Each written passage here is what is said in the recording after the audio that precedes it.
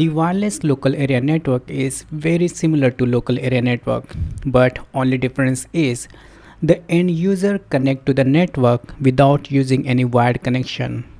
But still in the backend the traffic is handled by the local area network. So basically the WLAN or wireless local area network is combination of both wireless network and local area network. Let's try to understand this with few examples. Let's take an example from your home internet connectivity. So in our home what we do is basically we connect to internet by using wireless router maybe installed by our ISP, right? So from our phone, maybe laptop or maybe from our iPad or tablet, we connect wirelessly to our wireless router. But still in the backend that wireless router is connected to ISP by using some kind of cable like Cat6 cable, Cat5 cable. But if it is like very high speed internet, then it's going to be like fiber cable connected to ISP network. And if we combine them all together, it's become like one of the wireless local area network. Now let's take an example from our office scenario. Well, in enterprise offices, we basically use the access point instead of using the wireless router.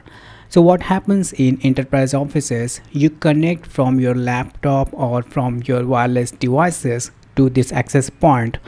But still in the backend, these access points are connected to the switches by using the Cat5 cable or Cat6 cable. So it becomes like combination of both like wireless connectivity and local area network connectivity. So that is how we form the WLAN in enterprise offices as well. Now let's try to understand how this wireless connectivity is set up in enterprise offices. When it comes to set up the wireless connectivity in enterprise offices, the placement of access point become very much important. Because in our houses we don't care like where we're gonna place this wireless router, because wherever we have the power strip available we just put the wireless router there, right? But in enterprise offices the location of the access point is very much important, because that is how it is going to send the signal to all the devices on the floor. So how do we understand where to place the access point at particular location?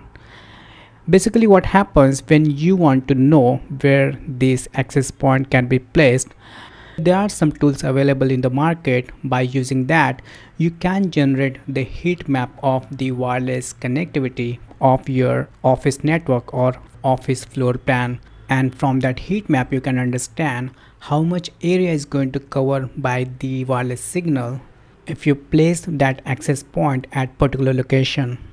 And based upon your choices you place the access point maybe in the ceilings or you just mount this on the walls. Now let's talk about some configuration part here. After placement of the access point based upon your choices, the next part comes, which is the configuring the access point. If you have very small number of access points, maybe 5 or something, then you can manually configure these access points. But if you have like large enterprise office where hundreds of access points are installed, then configuring these access points manually is not going to be a suggestible solution, right? So if you'd like to make any changes on the access points, you can just do it on the wireless controller, and this wireless controller is gonna push the changes to the access point. So wireless controller is nothing but a central management for these access points. So in summary, when end user connect to the network or to the internet by using the wireless network and local area network, it becomes the wireless local area network. Now let's move on to our next topic, which is campus area network.